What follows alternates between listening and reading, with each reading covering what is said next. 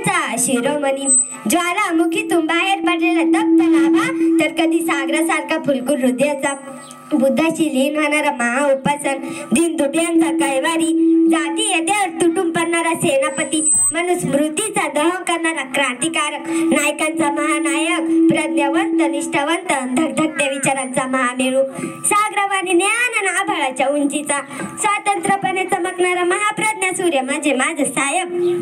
अवचंद्र सूर्याने माझं साहेब पाहिलं आणि त्यांचं डोळं दिपलं बघा. अशा प्रज्ञा सूर्याची मी रमाई, अर्थात सूर्याची सावली.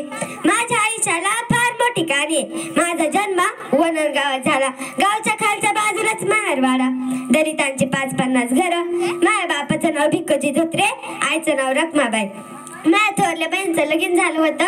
माझी धाकटी बहीण गौरान, धाकटा भाऊ शंकर. म्हणजे आताच्या कुटुंबात मीच मोठी होती. माझा बाप बंदरावर माशाच्या टोपल्या व्हायचं काम करायचा, वजी उचलायचं काम करायचा. माझी आई घरकाम करायची. आमच्या घरात 18 विषय म्हटलं तर दारिद्र्य होतं. कधी म्हणून आम्हाला पोटभर 2 वेळचं जेवण कधीच कोणालाच खायला मिळायचं नाही. पण आम्हाला लेकरांना खायला मिळावं म्हणून एक वेळेला माझा आई बाप उपाशी राहायचं, उपाशी पोटी काम करायचं. उपाशी पोटी काम केल्यामुळं, माशाच्या टोपल्या व्हायल्यामुळं माझ्या बापाच्या कधी छातीत दुखायचं. पण बाण त्याच्या छातीचं दुखणं आईला कधी सांगितलंच नाही. सदा कदा दुखणं अंगावर काढत राहिला. त्याचं दुखणं आता वाढत चाललं होतं. त्याला जर खोकला लागला तर 5-5 मिनिटं तुम्ही म्हणता ना, खोकल्याची उभा थांबत नसायची. असं माझ्या बाळाला खोकला लागायचा. बाचं दुखणं पाहून माझी आईच खंगून चालली होती. चिंता तिला स्वस्त बसून द्याय ना. ती बी उपाशी पोटी काम करायची आणि त्यात असा घोर जीवाला लावून घेतलेला. आणि बघता माझ्या बापाच्या ऐवजी माझी आईच आजारी पडली, लय आजारी पडली. शेजारच्या मैनाबाई, इंठाबाई रोज तिला समजायला यायच्या. असं रोज कोण ना कोण तिला भेटायला यायचं आणि येताना आमच्यासाठी खायला घेऊन यायचं. आमच्या ते मजा झाली. पण माझी आई पार खचून गेलती हो. दिसमास करता दिस चाललं होतं. माझ्या आईचं दुखणं वाढत चाललं होतं. एक दिवस घरामध्ये लय माणसं जमली. आईनं अंथरून धरलं होतं. तिचं जेवण सुटलं होतं. तिला बी खोकल्याची उभं लागायची आणि त्यात अशा उलट्या सुरू झालत्या तिला रक्ताच्या. घरामध्ये लय माणसं जमली. मला, गौराला, शंकरला काय बी कळना आणि आम्हाला कोणी घरात बी सोडना. माझ्या बाच्या डोळ्याला पाणी होतं आणि इकडून तिकडून नुसता पळत होता. काहीच न कळले आणि आम्ही तिथं भिद्रू उभं. आतमध्ये कोणी सोडना आणि इतक्यात माझ्या आईनं हंबरला फोडला, माझ्या लेकरांना माझ्या जवळ द्या रे. आईनं आम्हा तिघांना जवळ घेतलं, डोळभर पाहिलं. गौरण शंकरचा मुका घेऊन त्यांचा हात माझ्या हातामध्ये दिला. काय तर खुलवत होती, काय तर बोलत होती. बोलता आईला लय जोराचा ठसका लागला. तिनं पाणी मागितलं. मैनाबाईनं पाणी द्यायला गेली पण पाणी पिता नाही आला आईला. ठसका लागलेला तर थांबलाच नाही. त्या रक्ताच्या उलट्या होऊन आईनं गपकन डोळ मिटलं. कायमचं पाणी करता माझी आई आम्हाला तिथंच सोडून गेली. आम्ही बापाच्या गळ्यात पडून रडावं का मेलेल्या आईच्या छातडावर. काही सुधरणा. माझ्या बापाच्या डोळ्यातलं पाणी पुसता माझ्या डोळ्यातलं पाणी आटलं. आमची आई आम्हाला लय लहानपणी सोडून गेली. आई सांगत होती शेवटी, रमा, लेकरांना जसं बघशील बाहेर तसं बापाला सांभाळ. तुझा इवलूसा जीव, तुझा खेळायचं वय, पण मी ते सोडून चालली आहे. ते बी 2 शब्द बोलता नाही आला आईला नीट. आणि त्यात असा माझा आजारी बाप. मला चांगलं कळत होतं माझ्या बापावर दुःखाचा डोंगर कोसळला. माझा मामा गोविंदपूरकर बी लय रडला. लोक रडायची तर मी त्यांना सांगायची, म्हणायची, नका रडू, आमच्या गौरण शंकरसाठी तरी नका रडू, माझ्या बापासाठी तरी नका रडू. काय दिन जात नाही तच बापाचं दुखणं वाढत चाललं होतं. एक दिवस मी सांच्याला भाजी भात बनवला होता. समद्यांना जेवायला वाढलं. शंकर खात नव्हता. त्याला आईची आठवण झाली होती. बाण शंकरकडं पाहिलं. कोपऱ्यातनं बाच्या डोळ्यात पाणी दाटून आलं. मी जवळ गेली आणि 2 घास भरवलं शंकरला. तेव्हा पोरगं विचारतं, कसं काय आपली आई कुठं गेली ग? किती दिवस झाले दिसली नाही. मला आईला भेटू वाटतंय ग ताई. आता कसं सांगू त्या लहान लेकराला, आपली आई कायमच्या प्रवासाला निघून गेली ती. आमचा बाप तरी आम्हाला काही समजणार होता. त्याला बी टीबीचा आजार झाला होता आणि हाताशी अंथरून धरलं होतं. त्याचं काम सुटलं होतं म्हणून जमल तशी लोकांची किडूक मिडूक कामं मी करायला लागली होती बाला बघण्यासाठी. एक दिवस बा सकाळीच पाणी मागायला लागला. रमा रमा करत आरडायला लागला. गौरण शंकरला बोलून घे म्हटला. जिकडं तिकडं बातमी पसरली. मी गौरण शंकरला घेऊन बाच्या बसची बसली. माझा बाप मला भरल्या डोळ्यांनी म्हणतो, कसा बेटा रामी, हे तुझं खेळायचंय. तुझ्या खेळायच्या वयात तुझी आई आम्हाला तुझ्या भरोश्यावर टाकून गेली आणि आता मी चालूया. मला माफ कर पोरी, काय नाही करू शकलो तुझ्यासाठी. उलट या 2 लेकरांचं वजा मी टाकून चालूया. या पोरांना सांभाळ. तूच यांची आई हो रमा, तूच यांची आई हो. बाला म्हणलं, बा असं बोलू नगस. बानं गौरण शंकरच्या डोक्यावर हात फिरवला आणि माझ्या डोक्यावर हात सुद्धा ठेवू शकला नाही व माझा बाप. त्याचा गळून पडलेला हात धाय मोकलो राहणारे गौरण शंकर गपकन डोळं मिटलं. किती पटकन टाकून गेला माझा बाप. आईवानीच समधी दुनिया आम्हाला अनाथ झाली होती. चुलता मामांनी सगळं स्वपस्कार केलं. त्या दिवशी सांच्याला कोण जेवलं नाही. माझ्या आईनं आठवतं मला, माझ्या आईनं घरात काय बी असू द्या खायला, बाला कधी खायला बिगर घर सोडू दिलं नव्हतं. पण म्या तर बाला उपाशी पोटीच मरून दिलं. समधी दुनिया मला निराधार वाटत होती.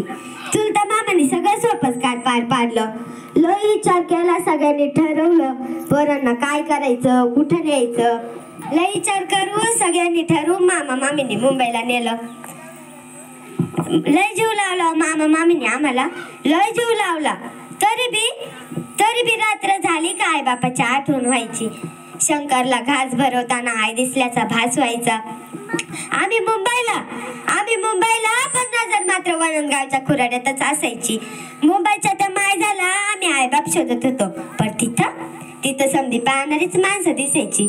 मन लय उचमायलागत व्हायचं. मनातल्या मनात काय दाटून यायचं. मनात वाटायचं, आये तू का मला सोडून गेलीस ग. माझं लगीन तू करणार होतीस ना ग. मला चांगल्या घरी देणार होतीस ना ग तू. मला वाटलं लावायचं तूच निघून गेलीस का ग. आहे का, सांग ना, सांग तुला कुठल्या दिशेला शोधू मी. सांग ना तुला कुठल्या दिशेला शोधू. संध्या दिशा माझ्यासाठी सुन्या झाल्या ग. काल जेवताना तुझी लय आठवण आली बघ. मामीने तुझ्या आवडीची भाजी बनवली होती. खाताना जोराचा ठसका लागला. मी ताटच माघारी सारलं. कुणाची बी आहे आपल्या लेकरांना एवढं लहानपणात सोडून जाऊ नये गाय, जाऊ नये. दिस करता करता दिस चालू होतं. मी 9 वर्षाची झाली. मामा माझ्यासाठी मुलगा शोधू लागला. सगळ्यांना एकच काळजी, अनाथ पोरीला कोण करणारे, ना शिक्षण ना आई बाप. उलट 2 भावांचं लोड नाही घरात. लय मुलं बघितली, कोण बी तयार व्हायना. अहो आई बाप नसलेल्या आणि 2 भावंडांचा लोड नगळत असलेल्या पोरीला कोण करणारे. त्या परवाच्या टपक जायत राहणार रामजी बाबा त्यांच्या पोरासाठी पोरगी शोधत होतं. कोणीतरी सांगितलं असेल त्याला की वणंदगावच्या धोत्रीची पोरगी आणत आहे म्हणून. रामजी बाबा माया मामांना शोधित आमच्या चाळीत आलं. मामांना भेटलं आणि म्हटलं, आमच्या भिवाच्या शिक्षणात आडकाठी येणार नाही अशी पोरगी आम्हाला हवी. बोलता बोलता दोघं घरी आलं, बसलं. मी पाणी दिलं. त्यांनी विचारलं, बेटा नाव काय तुझं. माझं नाव रमा. का कोणाच ठाऊक मला त्या क्षणीच रडू कोसळलं. त्यांनी तशीच माझ्या हातावर खडी साखरेची पुडी दिली. मी वाकून नमस्कार केला आणि रामजी बाबा गेलं. रामजी बाबा त्या दिवशी गेलं आणि दुसऱ्या दिवशीच आमच्या लग्नाची तारीख ठरली. एकमेकांना पाहिल्याशिवाय बरं का सगळीकडे चर्चा होऊ लागली. रामजीचा भिवा 9वी पास आणि आर्याने पोरी संग लगीन करतो. कुणी म्हणायचं कोठे आंबेडकर, कोठे वनंतकर. जोरा काही शोभणार नाही, का शोभणार नाही.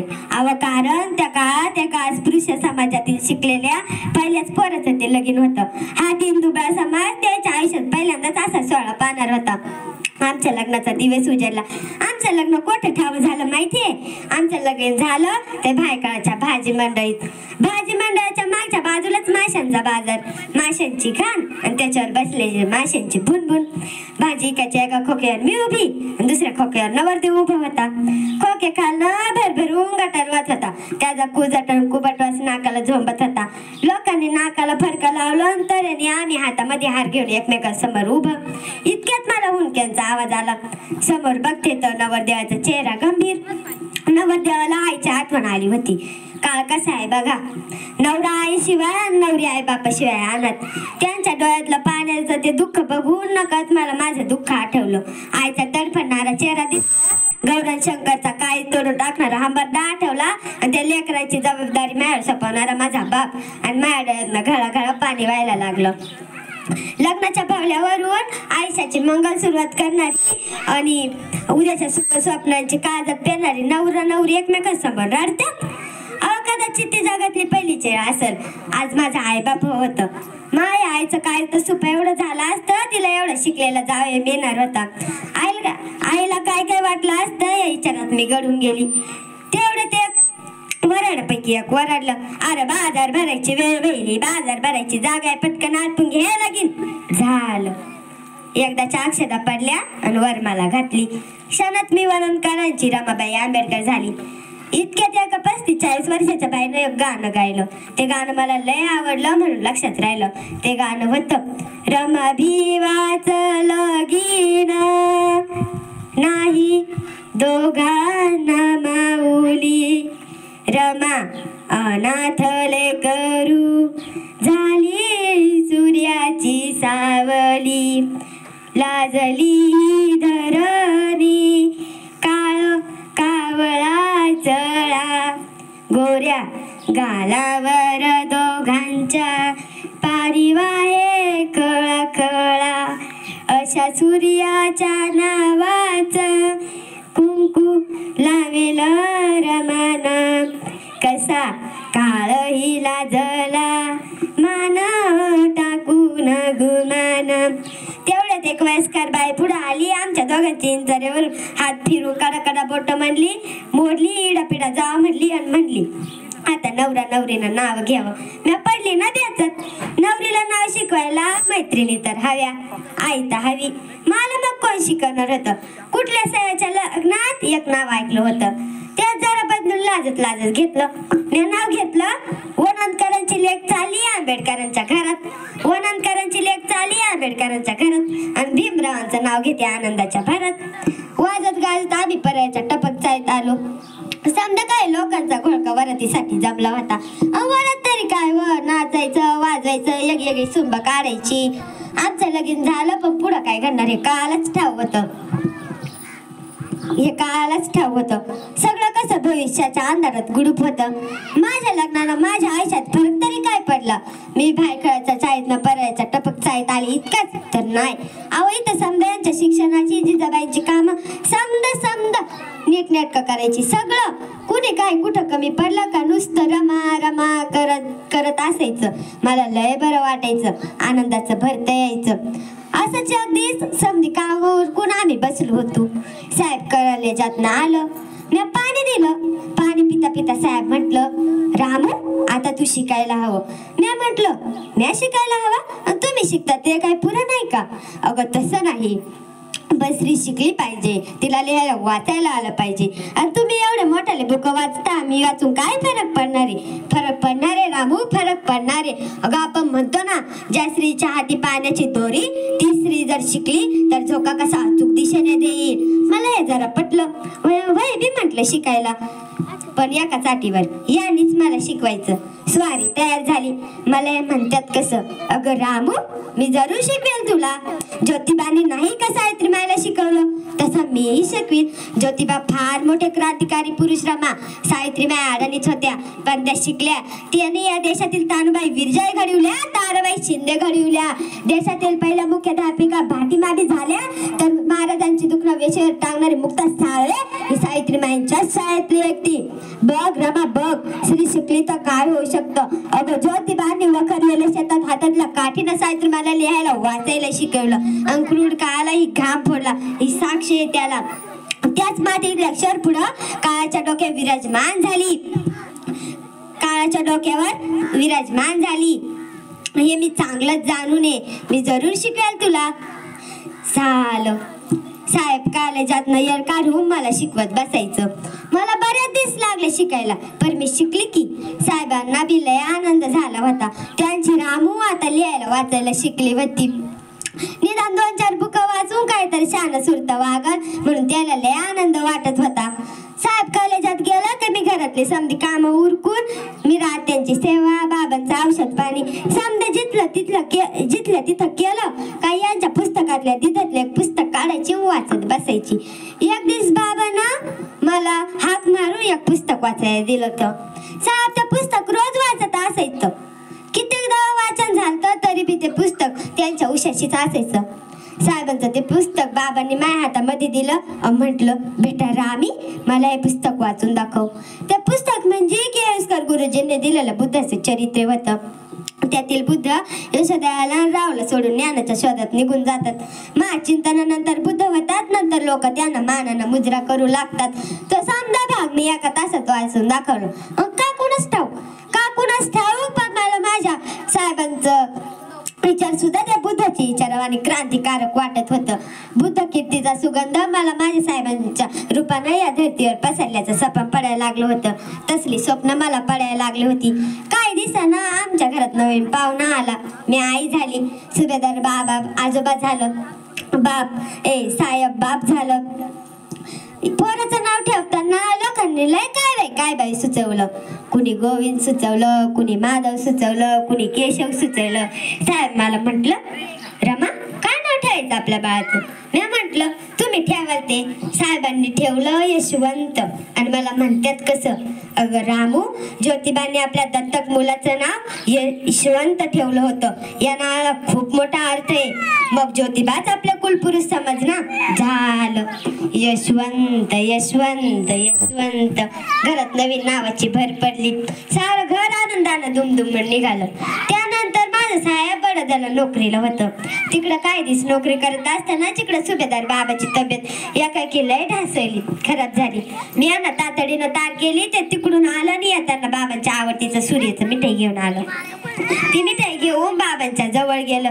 आपल्या पराक्रमी वाघाला बघताना बाबांचा वर अभिमानानं भरून आला. डबडबल्या डोळ्यानं भरलेल्या आवाजानं ते आपल्या भिवाकडे पाहत होतं. साहेब ती मिठाई घेऊन बाबांपाशी गेलं. त्याच्या हातामध्ये दिली आणि खायची विनंती केली. पण बाबांनी खाल्लं नाही. मायाकडं बघून बाबा म्हटलं, बेटा रामी आग लागलेला काय झालं? सांभाळ पोरी. अगं उद्याचा भारत घडवताना मला माझ्या भिवायला पाहायचं होतं. जाती अंताच्या बेड्या तोडणारा सेनापती त्याला करायचं होतं. गुलामगिरी मोडून काढणारा लढवाया त्याला बनायचं होतं. पर भिवा लढाईकडे पाठ फिरू नगस, जिद्द सोडू नगस. अरे लाखो कोट्यांचा पराभव यांची ताकद तुझ्यात आहे भिवा. उद्या लोक तुला सूर्य म्हणतील, क्रांती सूर्य म्हणतील, महासूर्य म्हणतील रे. अरे तुझ्या क्रांतीसाठी हे दीनदुबळे दलित आपल्या डोळ्यामध्ये पाणी आणून वाट बघतायत. हे माझ्या तेजस्वी सूर्या, तुला उजळल्यांची समतेने सरलेल्या भारत भूमी यांच्या नदीचा घोट मनुस्मृतीचा बंध मुक्त करायचं नवं कोण? आणि शेवटचा शब्द बाबांच्या होत्यातच अटकला. पुढच्या क्षणी सारं संपलं. झाडासारखं माझ्या पाठीमागं उभा असणार रामजी बाबा, सुभेदार बाबा कायमचं काळाच्या पडद्याआड गेलं. कायमचं बाबा गेल्याचं साहेबांना लय दुःख झालं. लहान लेकरावानी ते धाय मोकलून रडत होतं. पण शेवटचा शब्द कायम लक्षात ठेवला. लढायचंय भिवा तुला म्हणून कधी पाठमोर झालं नाही. एका पायावर उभं राहिलं. असं काही तसं 5-6 महिने झालं आणि साहेबांची अमेरिकेला जायची तयारी झाली. अमेरिकेला जायची तयारी झाली. त्याचा पाय निघत नव्हता. मी तेव्हा गरोदर होती. पण या दीनदुबळ्या दलितांना, 9 कोटी दलितांना सुख द्यायचं होतं. त्यांची गुलामी कायमची घालवायची होती. किड्या मुंग्या सारख्यांना वर आणून स्वच्छ करून माणसात बसवायचं होतं. म्हणून हे समद दुःख मी तुमच्यासाठी सहन केलं. बहिणींनो, गरोदरपणात आपलं माणूस आपल्या जवळ हवं. पण नाही, मला तुमच्या पोटातल्या गर्भाला वाचा द्यायची होती. तुमच्या बाळाच्या हातात जन्मताच क्रांतीची मशाल द्यायची होती. म्हणून मी काट्यावर चालायची सवय लावून घेतली. ते काट्याच उद्या फुलं होणार होते हे मला माझ्या साहेबांनी शिकवलं होतं. म्हणून मी नाही कुरबुर केली. समधी तयारी करून साहेब अमेरिकेला जायला निघालं. मी त्यांना वाटायला लावायला गेली समुद्र किनाऱ्यापर्यंत. त्यांनी माझ्या डोळ्यातलं पाणी पाहिलं होतं. मला म्हणतात कसं? अगं रामू या समाजाच्या अश्रू पुसण्यासाठी आपले हात कोरडे हवेत, ओले नकोत. या आसवांची जर नदी झाली तर हा समाज त्यातनं वाहून जाईल. त्याला बांध घाल रमा, बांध घाल. डोळे पुसल्यान जड अंतकरणांनी घरला आले. यशवंत घरात आपला कोपऱ्यात बसला होता. त्याला जवळ घेऊन मी हमसाम चिरडली, पण तेवढंच. एक दिवस अचानक साहेबांचं निर्यालपूर्ण पत्र आलं. पत्रात लिहिलं होतं, प्रिय रामू, सुखरूप पोहोचलो. अमेरिकेची संधी मिळाली. ही उद्याच्या इतिहासाला जन्म घेणारी घटना ठरली. तुझ्या डोळ्यातलं पाणी मी पाहिलं होतं. पण रामू, रामू, विरहानं दुःख हेच माणसाला मोठं बनवतात बरं. रामू, रामू, मी यातून धावण्याची प्रतिज्ञा केली आहे. ही शर्यत मी जिंकणार आणि आपल्या देशाला उजेडात उभं करेन. ही शर्यत मी हारणार नाही. मला भारताच्या गुलामगिरीची कबर बांधायची आहे. फक्त तू माझ्या पाठीशी उभी राहा. मला पोलादी पंख आल्यासारखं वाटतं. यशवंताची काळजी घे. बाकी पुढल्या पत्रात तुझ्या तब्येतीला सांभाळ. तुझा भीमराव आंबेडकर. वाचता वाचता काळीच भरून आलं. लय गर्व वाटत होता. मला त्यांना सांगायचं होतं, साहेब, कोणा नारीला मिळाले नसल असं भाग्य तुम्ही मला दिलं. समुद्र ओलांडून माझं साहेब परदेशात शिक्षणासाठी गेलं, समद्यांच्या सुखासाठी. मग मला कशाला दुःख वाटणार आहे. मग मी बी पत्र लिहिलं, पोहे बावडी मुंबई, साहेबाच्या चरणी साष्टांग दंडावर.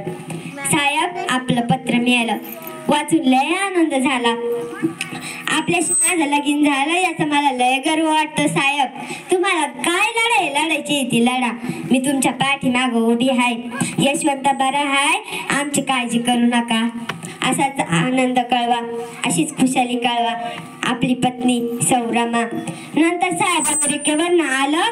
चांगलं शिक्षक घेऊन आलं बरं. आलं आणि त्या मुंबईचं शिरहान कॉलेज आहे ना, तिथं प्राध्यापकाच्या नोकरीला लागलं. 450 रुपये त्यांना पगार होता. किती? 450. पण साहेब मला घर खर्चाला फक्त 100 रुपये द्यायचं. किती? फक्त 100 रुपये.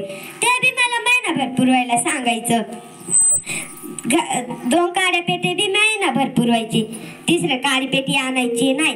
मिऱ्या त्यांचे औषधं, घरातलं सामान सुमान, काय लागल ते किडूक मिडूक साहित्य, हे समजा 100 रुपयात भागवायचं. कसं?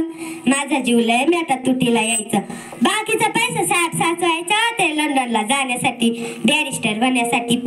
एवढा सगळा घर खर्च 100 रुपये भाव होता. मला येत नव्हता.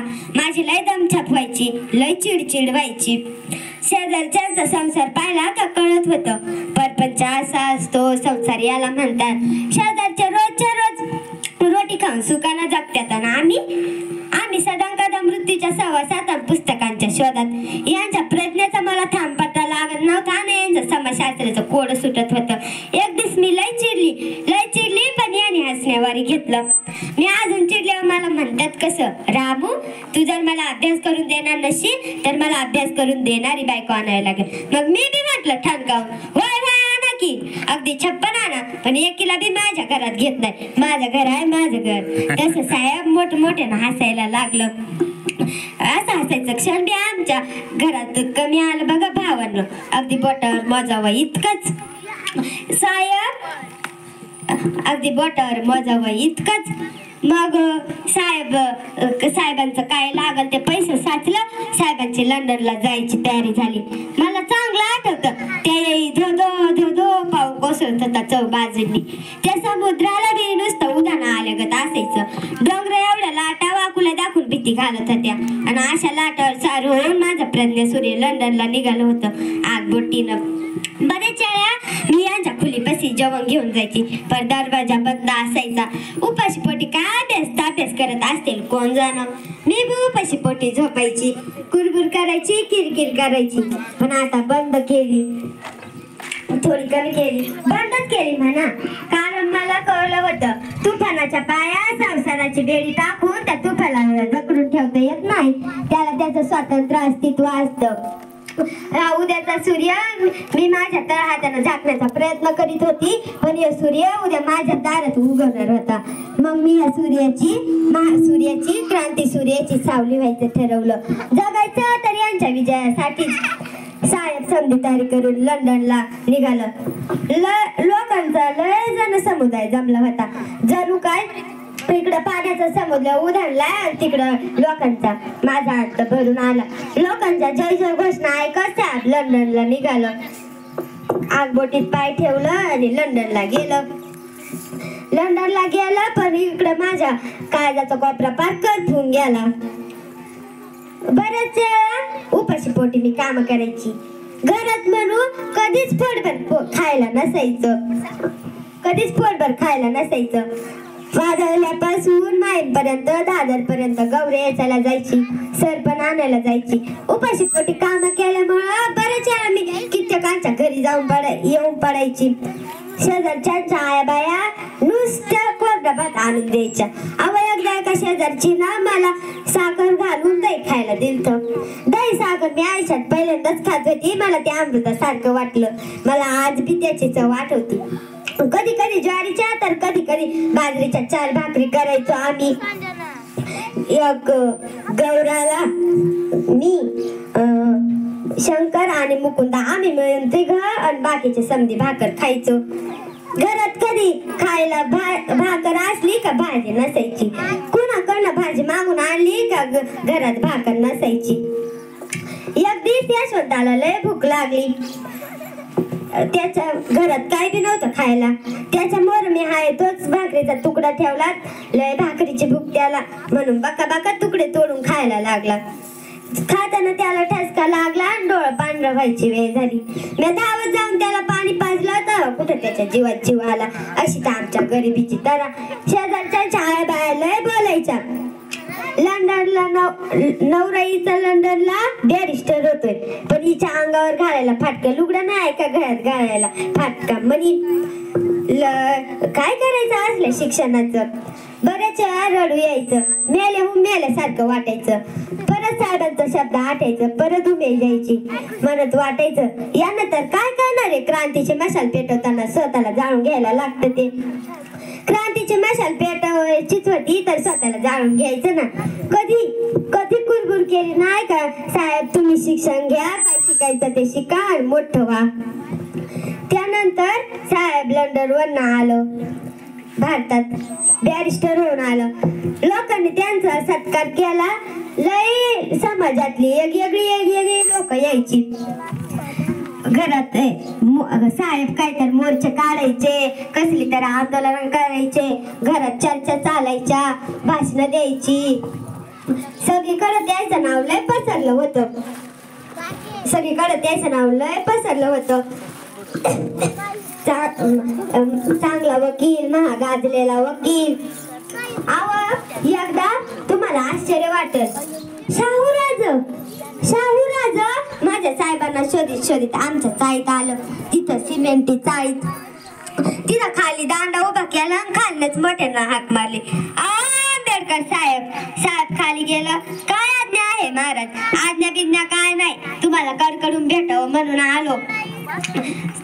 असं म्हणून त्या दोघांनी प्रेमानं एकमेकांना मिठी मारली. रस्त्यावरील चाळीतले 100-200 माणसे दृश्य पाहत होते.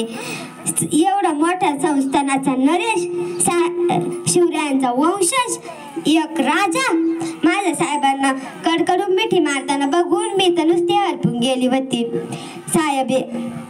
शाहूराजा भेटी साहेबांना म्हटलं, डॉक्टर बाबासाहेब आंबेडकर, मला आता या समाजाची काळजी नाही. या समाजाची उद्याची धुरा तुम्हाला तुमच्या लेखणीच्या टोकावरच सावरावी लागणार आहे. मी आता निश्चिंत झालो. कधीतरी रमाबाईनीला धाडा आमच्या कोल्हापूरला माहेरपणाला. आमच्या पन्हाळ्याचं वातावरण लय झाक आहे. साहेबांच्या डोळ्यात चटकन पाणी आलं. एवढा मोठा माणूस, एक छत्रपती राजा मला बहीण म्हणून माहेरपणाला बोलवतो, ही बातच त्या काय किती न्यारी होती. आणि तसं पाहिल्यावर वनंदगाव सुटल्यावर मला तरी माहेर कुठं होतं. शाहूराजाच्या शब्दातच मला माहेरपणा गवसला. लय आनंद वाटत होता. असं काय एका मागणं एक काम चालू होती. एक दिवस गरीब माणूस सकाळी साहेबांकडे रडत धाय मोकलून रडत येत होता. साहेबांचं पाय धरलं आणि अजून मोठमोठ्यानं रडायला लागला. साहेबांनी त्याला उठवल्यावर विचारलं तर त्यानं सांगितलं कुणा सावकारानं त्याची जमीन बळकावून त्याला जातीवाती शिव्या दिल्या आणि मारलं. साहेबांनी त्याला उठवल्यावर म्हटलं, अरे उठ आणि जा चालता हो. तो, जा जाऊन त्याला जा विचार, मग माझ्याकडे ये. अरे 100 वर्ष शेळी होऊन जगण्यापेक्षा एक दिवस वाघ म्हणून जग. जा जाऊन त्याला जा विचार, मग माझ्याकडे. तसा तो उठला, तारा निघून बी गेला. मी साहेबांना म्हटलं, साहेब, त्याचं दुःख दूर करायच्या ऐवजी तुम्ही त्याला दूर लोटलत, असं वाक्य केलंस. तुम्ही समध्यांची केस घेता आणि त्याची केस घ्यायला काय झालं? साहेब म्हटलं, अगं रामू, या समाजाला अन्याय अत्याचार सहन करण्याची सवय लागली आहे, गुलामीची सवय लागली आहे, म्हणून तो अजूनही अन्याय अत्याचार सहन करतोय. अगं तूच सांग रामू, तूच सांग, किती दिवस यांना प्रेमानं समजवायचं? अगं यांना जर बंडाची आणि क्रांतीची भाषा करणार असेल तर मी त्याच भाषेत बोलणार. मी म्हटलं, ते समजा ठीक आहे साहेब, पण तुम्ही कधी किती प्रेमानं समजवता, एक गोष्ट उलगडून सांगता, तसं का ना काय नाही केलं. साहेब म्हटलं, अगं सांग ना तू, या समाजाला असं किती दिवस आपण प्रेमानं सांगायचं, सांग तूच. मग मी म्हटलं, साहेब, तुम्ही मग अशी केस घेण्यात भेदभाव का करता तू?